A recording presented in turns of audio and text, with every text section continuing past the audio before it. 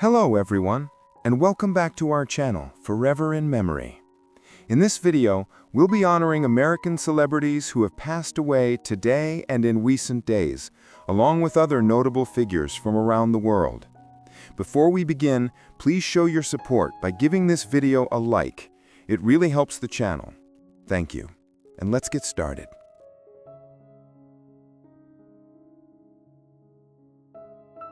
Oscar Wilde was an American businessman who passed away at the age of 101.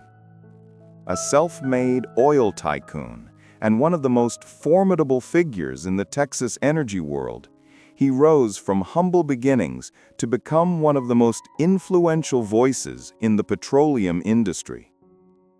Known for his sharp instincts, fearless negotiations, and unapologetic style, Wyatt built Coastal Corporation into a multi-billion-dollar powerhouse that helped shape America's modern energy landscape. Born in 1924 in Beaumont, Texas, he grew up during the Great Depression, working odd jobs and serving as a pilot during World War II before entering the oil business. His life became a symbol of grit and ambition, a man who understood both the risks and rewards of taking bold action. Over the decades, he navigated the volatile world of oil trading with both brilliance and controversy, earning respect and criticism in equal measure. Though his career saw storms and headlines, Oscar Wyatt remained a towering presence until his final years, admired for his relentless work ethic, his deep loyalty to his employees, and his belief that success was never given, only earned. His story embodied the complex spirit of the American entrepreneur, daring, stubborn, and unforgettable. György Mezei was a Hungarian football player who passed away at the age of 84. Revered both on and off the field, he was a man whose influence on Hungarian football spanned generations. Known first as a talented midfielder with a sharp tactical mind, he later became one of the nation's most respected coaches, guiding teams with discipline, intelligence, and heart. Born in 1941 in Budapest, Mezei came of age during a time when football was more than a game. It was a source of pride and identity for a country rebuilding its spirit.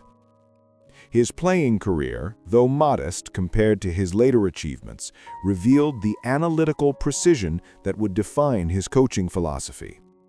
In the 1980s, he took charge of the Hungarian national team and led them to qualification for the 1986 World Cup, an achievement that remains one of the nation's most memorable footballing moments of that era. Throughout his career, Mezei was admired for his leadership, humility, and passion for developing young talent. His influence extended beyond tactics and trophies. He taught his players integrity, perseverance, and the art of teamwork. György Mezei's name stands among those who carried forward Hungary's proud football tradition, leaving behind a legacy of wisdom, mentorship, and love for the beautiful game. Joan Bennett Kennedy was an American socialite who passed away at the age of 89.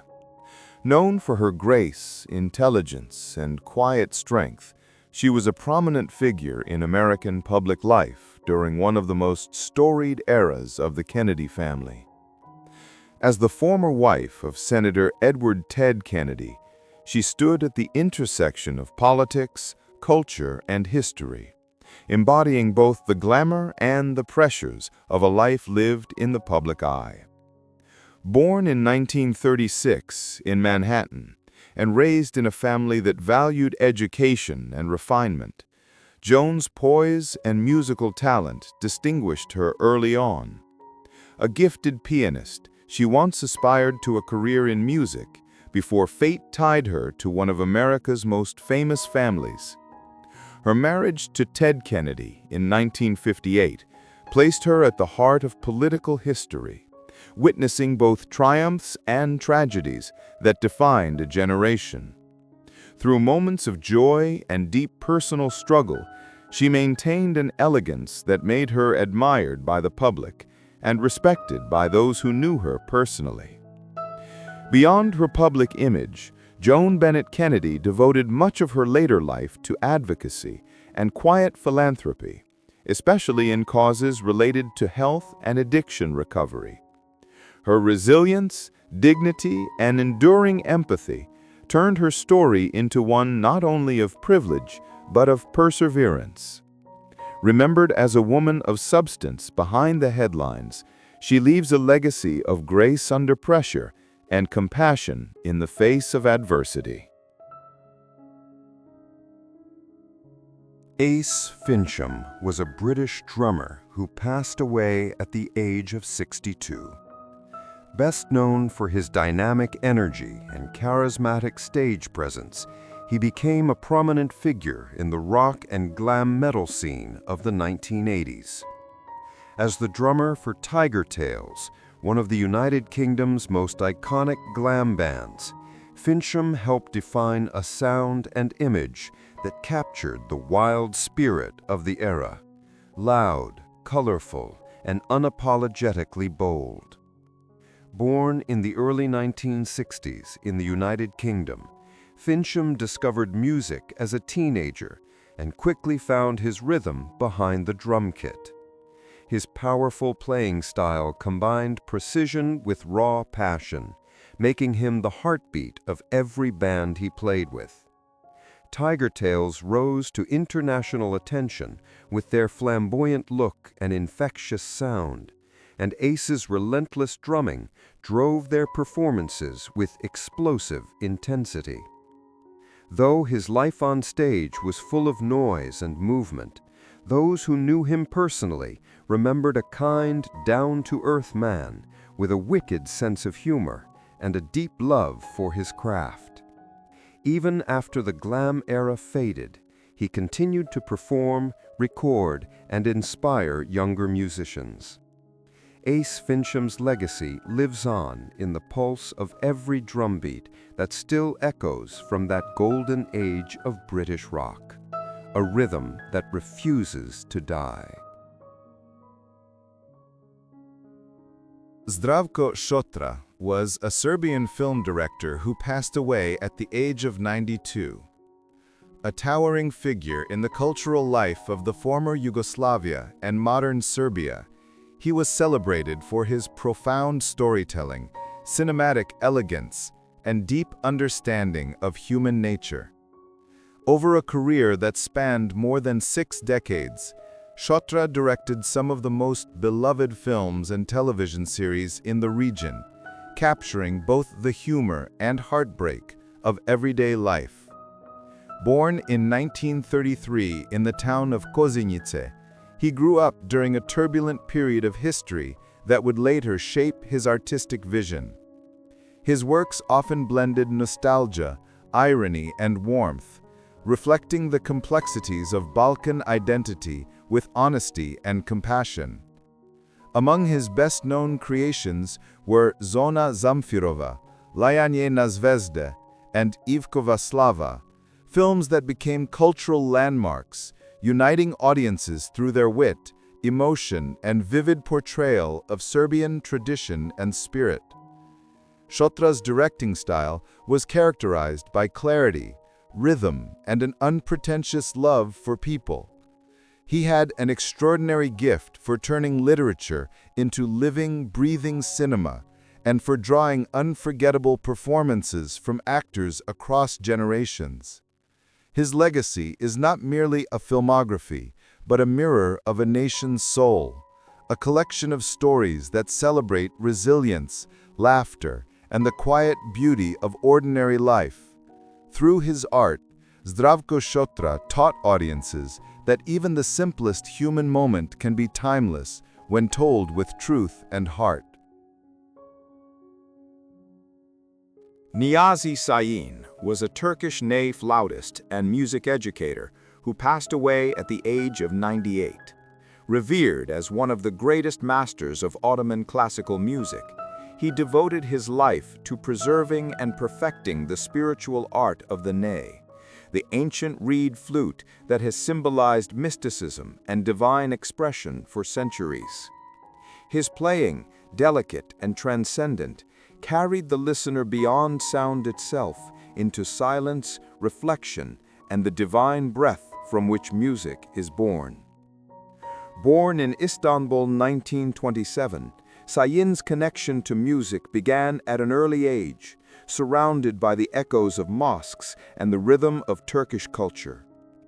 His technique and tone were often described as otherworldly, each note imbued with both melancholy and grace. Over the decades, he became a guiding figure in Turkish classical and Sufi music, collaborating with legendary musicians such as Tamburi Necdet Yaşar, with whom he recorded performances that are still considered masterpieces. Beyond performance, Sayin was a dedicated teacher who passed on not just musical skill, but spiritual discipline. His students learned that playing the ney was not simply an act of sound, but a form of prayer. For nearly a century, he bridged the old and the new, ensuring that the sacred traditions of Turkish music would continue to breathe through future generations. Niyazi Sayin's legacy remains etched in the soul of his country, a quiet, eternal melody that still whispers through the reeds. Dolly Parton was born in a one-room cabin in the Great Smoky Mountains of Tennessee, where music was as natural as breathing and poverty was simply a way of life. She grew up as one of 12 children in a family that knew struggle but never lacked for love. The sound of crickets in the summer and church choirs on Sunday mornings were her first lessons in harmony. Her father, a hard-working farmer, couldn't read or write, but he gave her grit. Her mother, who sang to the children while sewing their clothes, gave her melody. Out of those mountains, out of that mixture of hardship and heart, came a little girl with a big voice and a dream far too large for the valley that cradled her. From the moment Dolly learned her first 3 chords on a weathered guitar, she understood that music could carry her beyond the hills. She sang wherever she could, at church gatherings, on local radio shows, even standing on wooden crates in front of grocery stores when she was barely tall enough to hold the microphone. Her songs were simple at first, but they came from a place of truth. Neighbors would stop to listen, their eyes softening as the child sang about love, loss, and faith, with a wisdom far beyond her years. When she was a teenager, the bright lights of Nashville shimmered in her imagination like a promise. On the day after she graduated high school, she left home with nothing but a suitcase, her guitar, and the unshakable belief that she was meant for something extraordinary. Her family cried when she boarded the bus, but Dolly smiled through the tears. She wasn't leaving her roots behind, she was carrying them with her, woven into every note she would ever sing. In Nashville, the world didn't open easily. The city was filled with hopefuls just like her, girls with big hair, bigger voices, and the same wide-eyed dreams. But Dolly had something different, a spark that blended innocence with ambition, kindness with confidence. She wrote songs late into the night, her little apartment echoing with melodies that sounded like prayers whispered into the dark.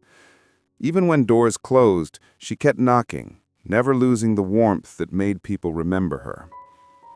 By her early 20s, she began to make her way onto country music charts, her voice carrying both the purity of the mountains and the polish of a star in the making.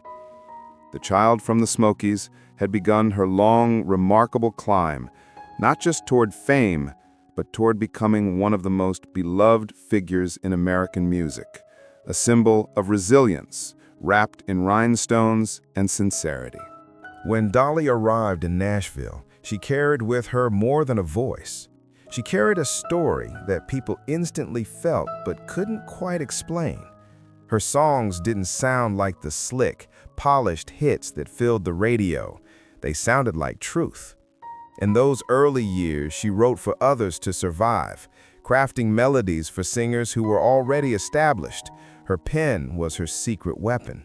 Each lyric seemed to hold a fragment of her soul, simple words about everyday people, but wrapped in warmth, humor, and pain. Those songs caught the ear of producers and performers who began to whisper her name with a mix of curiosity and admiration. Her first big break came when she joined the Porter Wagoner Show in the late 1960s. Standing beside the charismatic and seasoned Porter Wagoner, Dolly's bright smile and high, crystalline voice instantly captured America's attention. The television audience fell in love with the contrast between her small-town innocence and the confidence she radiated on stage.